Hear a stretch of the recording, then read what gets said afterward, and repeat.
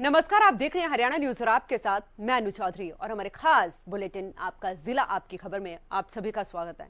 हरियाणा सरकार की ओर से करनाल में महर्षि कश्यप जयंती मनाई जा रही है, जहां पर इस राज्य स्तरीय कार्यक्रम में मुख्य अतिथि मनोहर लाल ने शिरकत की। इस दौरान मुख्यमंत्री ने कहा कि हरियाणा सरकार की ओर से रविदास जयंती, वाल्मीकि जयंती, संत कबीरदास और डॉक्टर भीमराव अंबेडकर जी के जन्म दिवस को सरकारी समारोह के तौर पर मनाने का फैसला लिया गया है।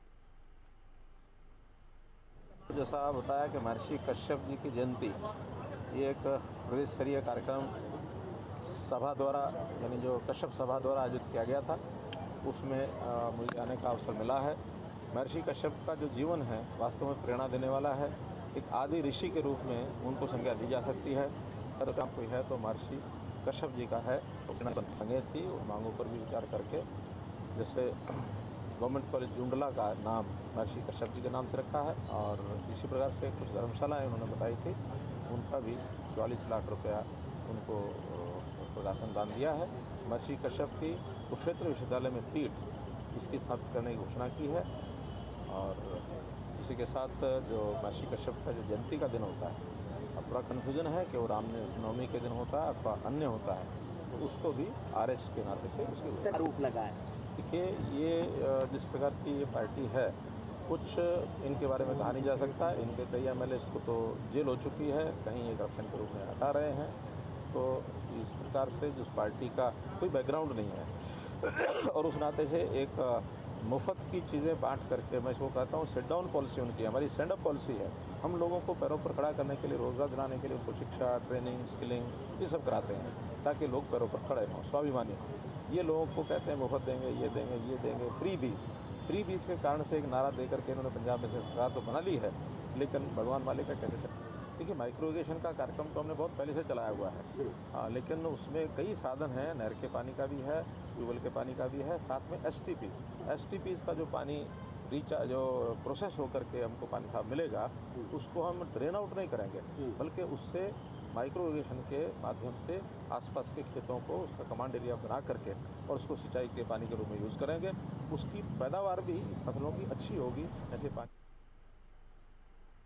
दिल्ली के सीएम अरविंद केजरीवाल कुरुक्षेत्र में 29 मई को रैली करने जा रहे हैं, जिसके लिए आप नेताओं ने अपनी पूरी ताकत लगा दी है। तो साथ ही आप नेताओं ने मनोहर सरकार पर आरोप भी लगा दिए हैं। आप नेताओं का आरोप है कि सरकार केजरीवाल से डर गई है और रैली कामयाब ना हो, इसके लिए रोड़े अटकाए जा रहे हैं। तो वहीं गृह मंत्री अनिल विज ने आप नेताओं के आरोप पर बयान दिया है। उन्होंने कहा कि हर किसी को अपनी बात रखने का अधिकार है। गृह मंत्री ने कहा कि वो आए और अपनी बात रखें, उन्हें कोई नहीं रोकेगा। इसके साथ ही गृह मंत्री अनिल विज ने कांग्रेस पर भी निशाना साधा और कांग्रेस को डूबता जहाज बताया और आधी पानी के ऊपर और आधी पानी के अंदर कांग्रेस है, ये भी कहा। हर पॉलिटिकल पार्टी को अपनी विचारधारा को आगे बढ़ाने का पूरा अधिकार है और किसी भी प्रकार से उनको रोका नहीं जाएगा। वो आए, अपनी बात कहें, पूरी तरह से मैं उस बात की गारंटी लेता हूँ। मामला हाईकमान के जेरे गौर है और शीघ्र ही ये निपटा लिया जाएगा। जो डूबरा उत्तर है वो अपने साथियों को दिलासा देने के लिए कई प्रकार की बातें करता है। कांग्रेस का जहाज तो डूबा हुआ है, आधा तो पानी में जा चुका है और आधा शीघ्र ही जाने वाला। पंजाब के मुख्यमंत्री भगवंत मान ने अपने ही स्वास्थ्य मंत्री पर कमीशन मांगने के आरोप सिद्ध होने पर बर्खास्त कर दिया है। साथ ही गिरफ्तार करवाने पर हरियाणा के गृह मंत्री अनिल विज की प्रतिक्रिया सामने आई है। अनिल विज ने कहा कि बेईमानी को खत्म करने के लिए अगर ईमानदारी से काम किया है तो यह सराहनीय कदम है।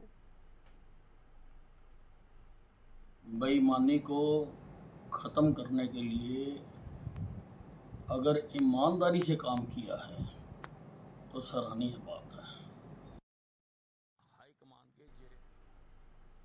बीजेपी सांसद रमेश कौशिक सांसद अरविंद शर्मा और मनीष ग्रोवर के बीच के विवाद से बचते नजर आए। एक सवाल के जवाब में रमेश कौशिक ने कहा कि अरविंद शर्मा के मन में जो था वो बात उन्होंने बोल दी। साथ ही ये भी कहा कि उन्हें ऐसी बात नहीं बोलनी चाहिए थी। साथ ही ये भी कहा कि अगर कोई शिकायत है तो मुख्यमंत्री से मुलाकात कर समाधान किया जा सकता है। इसके साथ ही कौशिक ने यह भी कहा कि परावर की 16 एकड़ जमीन गौड़ ब्राह्मण शिक्षण संस्थान की जमीन है और सरकार ने जमीन देने की प्रक्रिया शुरू कर दी है।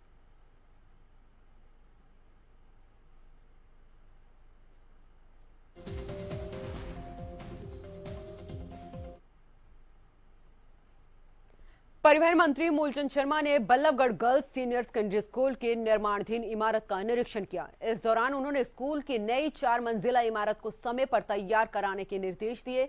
इस मौके पर परिवहन मंत्री ने कहा कि मुख्यमंत्री मनोहर लाल की घोषणाओं को बल्लभगढ़ शहर में पूरा कराना उनकी पहली प्राथमिकता है। इसके अलावा बल्लभगढ़ के राजकीय सुषमा स्वराज महाविद्यालय के प्रोफेसरों को भी आश्वासन दिया कि जल्द ही राजकीय सुषमा स्वराज महिला कॉलेज का भी काम पूरा हो जाएगा। ये हमारे शहर का सबसे बड़ा पुराना गर्ल्स स्कूल है और बहुत लंबे समय से डिमांड थी कि आज़ादी के बाद प्रदेश के मुख्यमंत्री मनोहर लाल जी ने इसकी शुरुआत की है और जल्दी से जल्दी जो इसका समय सीमा है, जो इसका 1.5 साल का समय है, उस समय से पहले बिल्डिंग बन के तैयार होगी। बच्चों को समर्पित करेंगे और यहाँ पे 4 मंजिली स्कूल बनेगा और जहाँ 3000 बेटियाँ हैं और बेटियों को शिक्षा देने। परिवहन मंत्री मूलचंद शर्मा ने बल्लभगढ़ की अग्रवाल धर्मशाला में दिव्यांगों के लिए लगाए जा रहे जांच कैंप में शिरकत की। इस अवसर पर बल्लभगढ़ के एसडीएम भी मौजूद रहे। इस कैंप में दिव्यांगों की जांच की गई और उन्हें कृत्रिम उपकरण दिए गए। इस अवसर पर परिवहन मंत्री मूलचंद शर्मा ने दिव्यांग जनों से बातचीत कर उनका हालचाल जाना। वहीं कैंप में पहुंचे दिव्यांगजन काफी खुश हुए।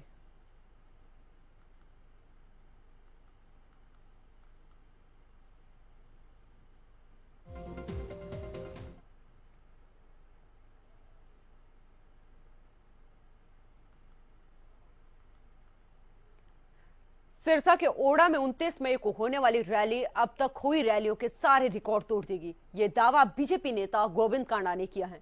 बीजेपी नेता गोविंद कांडा ने कहा कि इस रैली को लेकर लोगों में जमकर उत्साह देखने को मिल रहा है। दरअसल 29 मई को सिरसा के ओड़ा में सीएम की प्रस्तावित रैली है, जिसे लेकर बीजेपी नेता गोविंद कांडा जनसंपर्क कार्यक्रम के तहत कार्यकर्ताओं से मुलाकात कर रहे हैं।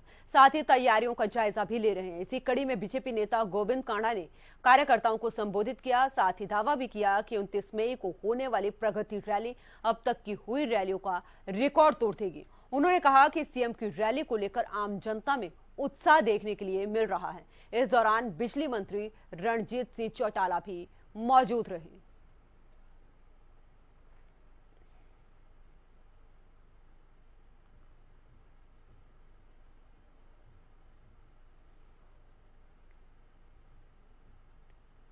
झज्जर के सरकारी स्कूल में जर्जर हालत में इमारत होने के कारण बच्चे टीन की शेड में पड़ने को मजबूर हैं।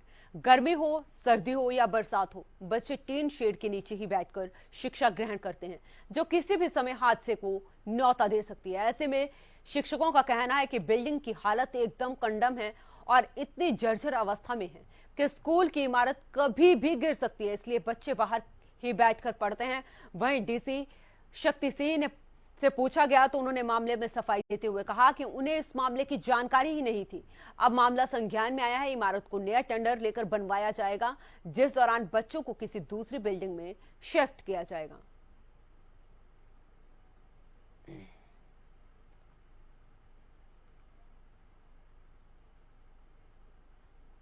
सोनीपत में जान को जोखिम में डालकर स्कूली छात्र बस में सफर कर रहे हैं, जो किसी भी बड़े हादसे को न्योता दे सकता है। ये रिपोर्ट देखिए।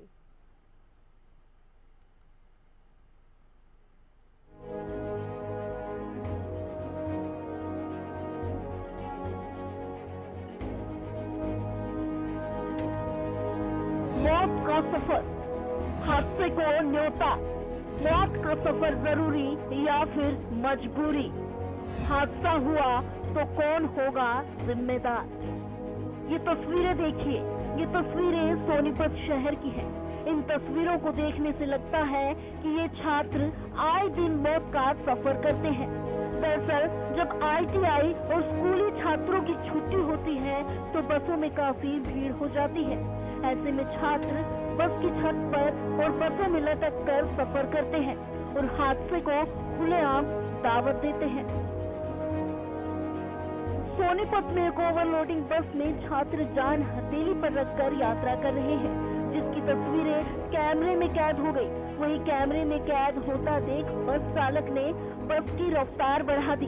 दरअसल छात्रों को देखकर बस चालक बस नहीं रोकते, जिस कारण उन्हें बस की छत और सीढ़ियों पर लटक कर सफर करना पड़ता है। इस मामले में प्रशासन और बस चालकों की लापरवाही साफ तौर पर झलक रही है। तस्वीरें यकीनन हादसों को दावत दे रही हैं, लेकिन प्रशासन को भी सवालों के घेरे में खड़ा कर रही है, क्योंकि इस तरह बसों पर लटकना और छतों पर बैठना आम सी बात हो गई है। अगर वक्त रहते इस पर ध्यान नहीं दिया गया तो एक न एक दिन ये एक बड़े हादसे में तब्दील हो सकता है। सोनीपत से राम सिन्हा की रिपोर्ट। प्रदेश भर में संयुक्त किसान मोर्चा के बैनर तले किसानों ने विरोध प्रदर्शन किया और लंबित मांगों को लेकर प्रशासन के खिलाफ रोष जाहिर किया। साथ ही जल्द से जल्द मांगों को पूरा करने की गुहार लगाई। वहीं कालांवाली में किसानों ने बिजली निगम के कार्यालय के बाहर रोष व्यक्त किया। दूसरी ओर कैथल में किसानों ने खराब फसलों के मुआवजे को लेकर प्रदर्शन किया। रोहतक में भी खराब फसलों का मुआवजा न मिलने से परेशान होकर किसानों ने जिला मुख्यालय के सामने पहुंचकर रोष जताया और सोनीपत में मिनी सचिवालय के सामने संयुक्त किसान मोर्चा जिला कमेटी ने मांगों को लेकर प्रोटेस्ट किया और प्रदेश सरकार को जिला उपायुक्त के माध्यम से ज्ञापन सौंपा। ऐसे में किसानों ने प्रशासन पर वादा खिलाफी का आरोप लगाया और मांगों को जल्द से जल्द पूरा करने की मांग की है। रणनीति यही है कि हमारी मीटिंग होएगी, मीटिंग के बाद फैसला जो होएगा, कोई भी फैसला होता है और ये गेट बंद करने पड़े तो गेट बंद करेंगे।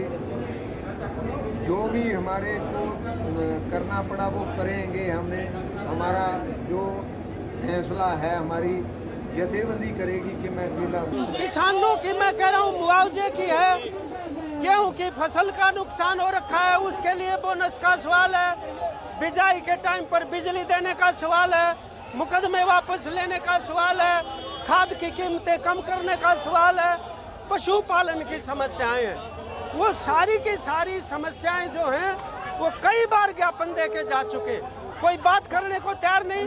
और सरकार जो है वो बिल्कुल एग्रीकल्चर को, कृषि को कारपोरेट के हवाले कर। आज संयुक्त किसान मोर्चा हरियाणा की तरफ से पूरे हरियाणा में जिला स्तर पर कार्यक्रम किया गया है। इसका जो मुख्य मांगे थी उसमें जो गेहूं की जो फसल है उसमें किसानों की जो पैदावार कम हुई है मौसम के कारण, उसके लिए प्रति क्विंटल 500 रुपये बोनस की मांग है।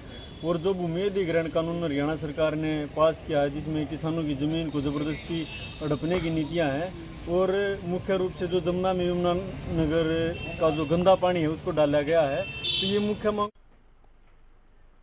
अंबाला में भारतीय किसान यूनियन ने संयुक्त किसान मोर्चा के आह्वान पर आज डीसी ऑफिस पर धरना प्रदर्शन किया और अपनी मांगों को लेकर डीसी अंबाला को मुख्यमंत्री हरियाणा के नाम एक ज्ञापन भी सौंपा, जिसके बाद किसानों का कहना है कि गेहूं की फसल प्राकृतिक आपदा के कारण खराब हो गई थी, जिसका अभी तक मुआवजा नहीं दिया गया है। वहीं आगामी फसल बिजाई के लिए किसानों को पर्याप्त बिजली नहीं मिल पा रही है। इसके अलावा किसानों ने भूमि अधिग्रहण बिल रद्द करने, गन्ने का बकाया भुगतान करने और बेरोजगार युवाओं के लिए काफी समय से बंद पड़ी सेना की भर्तियां शुरू करने की भी मांग की है, जो अभी तक पूरी नहीं की गई, जिसको लेकर किसान यूनियन प्रदर्शन कर रही है। स्कैम हरियाणा की कॉल थी आज पूरे प्रदेश के अंदर या पूरे देश के अंदर जो गर्मी टेम्परेचर ज़्यादा होने की वजह से जो गेहूं की उपज है वो 60% कम हुई है। उसका रिकॉर्ड सरकार के पास भी है। उसके मुआवजे के लिए जो किसानों को इतना कम जो यील्ड हुई है उसकी भरपाई के लिए किसानों को मुआवजा दिया जाए, ज़्यादा से ज़्यादा जितनी उनकी उनके पास रिकॉर्ड है, पूरा रजिस्ट्रेशन है अब की बार किस किसान के पास कितनी फसल हुई है। 25 क्विंटल की इनकी डिमांड होते हुए 25 क्विंटल 1 एकड़ तक आपकी फसल खरीदेंगे और अब की बार फसल 8 से 12 क्विंटल के बीच में हुई है उसके मुआवजे के लिए। दूसरा, इन्होंने बिजली 8 घंटे जो किसान को दी जाती थी वो 5 घंटे कर दी गई थी। हरियाणा की कॉल है, जो संयुक्त किसान मोर्चा हरियाणा है उनकी कॉल है। जो हमारी डिमांड है कि पिछले दिनों जो बारिश के कारण और जल्दी गर्मी के कारण गेहूं की अब जो आवक है बड़ी कम हुई है किसानों को, तो उनको एक बनता मुआवजा दिया जाए सरकार की तरफ से, एक उसके लिए है। और दूसरा जो अहम मुद्दा है कि जो बिजली है जो 5 घंटे सरकार ने कर दी है उसको 8 घंटे किया जाए।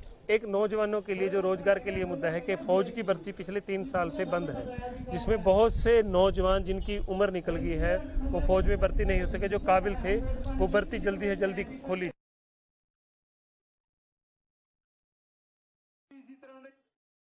पलवल जिले में 2 दिनों से रुक रुक कर हुई बारिश से किसानों के चेहरे खिले हुए हैं। किसानों का मानना है कि चाहे मूंग की खेती हो या फिर ज्वार और बाजरा, इसके अलावा कपास और गन्ने की खेती से भी बारिश होने से किसानों को भारी फायदा मिला है। किसानों का कहना है कि सभी फसलों में अभी पानी देने का सीजन था, लेकिन बारिश होने से जहां उनका खर्चा बचा है तो फसल भी अच्छी होने की उम्मीद बढ़ गई है।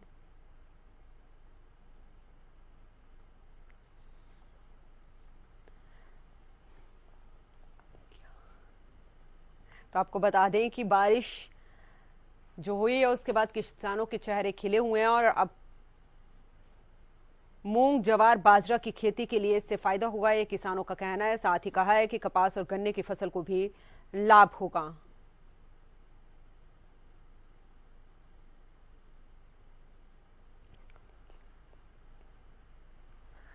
तो आपको बता दें कि पलवल जिले में 2 दिनों से रुक रुक कर हुई बारिश से किसानों के चेहरे खिल गए हैं और किसानों का मानना है कि चाहे मूंग की खेती हो या फिर ज्वार और बाजरा की, इसके अलावा कपास और गन्ने की खेती में भी बारिश होने से किसानों को भारी फायदा मिलेगा। साथ ही किसानों का कहना है कि सभी फसलों में अभी पानी देने का सीजन था, लेकिन बारिश होने से जहां उनका खर्चा बचा है तो फसल भी अच्छी होने की उम्मीद बढ़ गई है।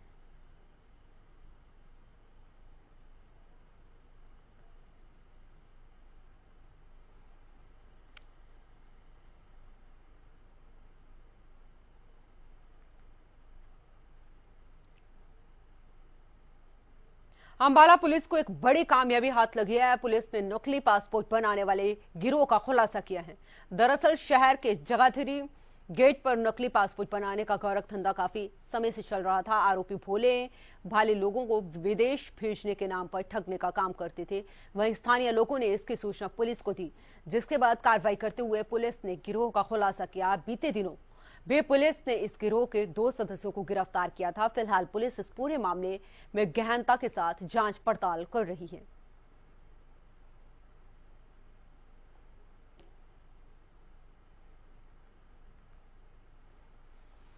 तो अंबाला पुलिस को एक बड़ी कामयाबी हाथ लगी है। आपको बता दें कि नकली पासपोर्ट बनाने वाले गिरोह का यहां पर खुलासा किया गया है।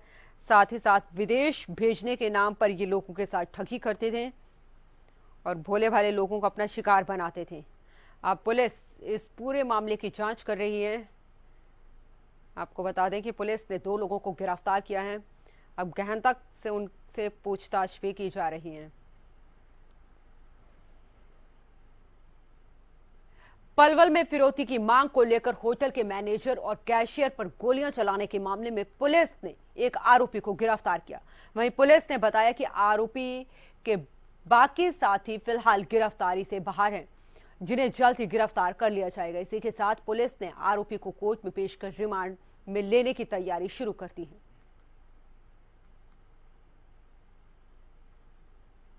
ये सर 14/5/2022 को होटल पोस्ट पड़ता है आगरा चौक से सर। वहाँ पे ये 2 आदमी थे सर, एक मोटरसाइकिल पे था और दूसरा जो आदमी था वो उसके हाथ में पिस्टल था। उसने जाके वहाँ पे हफ्ता वसूली की मांग की और वहाँ पे गोली चलाई है। कितने लोग थे सर? ये कितने लोग थे? ये 2 आदमी थे सर। इसमें जो सन्नी नाम का लड़का था वो बाहर खड़ा था और जो विनोद ये पुत्र जगन है और भोली ये असावटा गांव के रहने वाला, और इसने पिस्टल से अंदर जाके गोली चलाई थी। 2 फायर किए हैं इसने सर। एक अंदर मैनेजर के पास फायर किया और एक बाहर जब एंटर करते हैं वहां।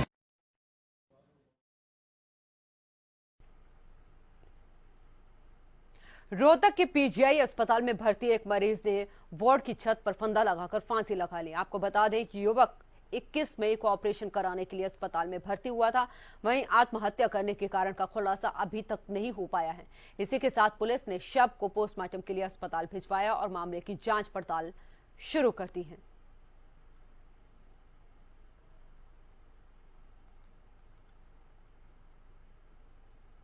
जींद में कंडेला गांव मिल्क प्लांट के पास दर्दनाक सड़क हादसा हुआ। पिकअप गाड़ी और ट्रक की आमने सामने जोरदार टक्कर हो गई। वहीं हादसे के दौरान 6 लोगों की मौके पर ही मौत हो गई और 17 लोग गंभीर रूप से घायल हो गए। आपको बता दें कि पूरा परिवार हरिद्वार से फूल विसर्जित कर वापस लौट रहा था, जिस दौरान सुबह करीब 5 बजे मिल्क प्लांट कंडेला के सामने कैथल की तरफ से आ रही गाड़ी ने पिकअप को टक्कर मार दी। गाड़ी में कुल 23 लोग सवार थे, जिसमें 6 लोगों की मौत हो गई है, 17 लोग घायल हो गए हैं। वहीं हादसे की सूचना राहगीरों ने पुलिस को दी। पुलिस ने मौके पर पहुंचे घायलों को अस्पताल में भर्ती कराया और अब पुलिस इस पूरे मामले की जांच में जुट गई है। ये कंडेला गांव से पहले मिल्क प्लांट के पास ट्रक का और पिकअप का एक्सीडेंट हुआ है, जिसके अंदर 23 व्यक्ति सवार थे। 6 आदमी एक्सपायर हो चुके हैं, बाकी इंजर्ड हैं जिनको रेफर किया गया है। अभी तक परिवारजनों ने किसी ने कोई स्टेटमेंट नहीं दी है। जैसे ही स्टेटमेंट दी जाएगी, एक्सीडेंट का पर्चा दर्ज करके कार्रवाई करके पोस्टमार्टम करवा के डेड बॉडी वारसान के हवाले की जाएगी। कहाँ से आ रहे थे सर ये लोग? ये हरिद्वार से किसी व्यक्ति की अंतिम क्रिया पूरी करने के बाद वापस नारनौंद आ रहे हैं।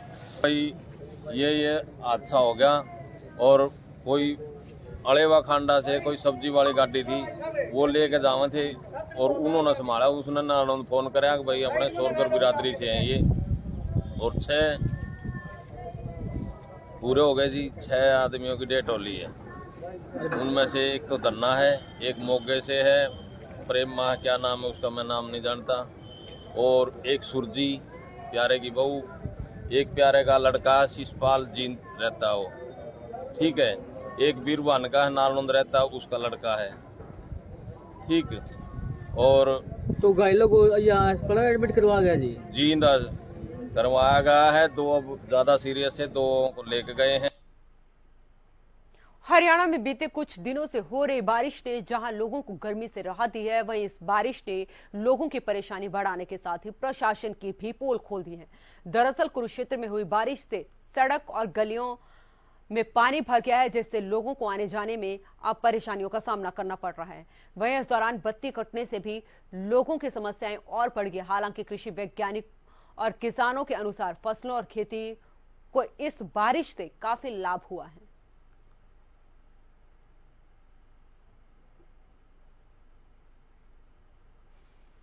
तो आपको बता दें कि जिस तरीके से भयंकर गर्मी पड़ रही थी,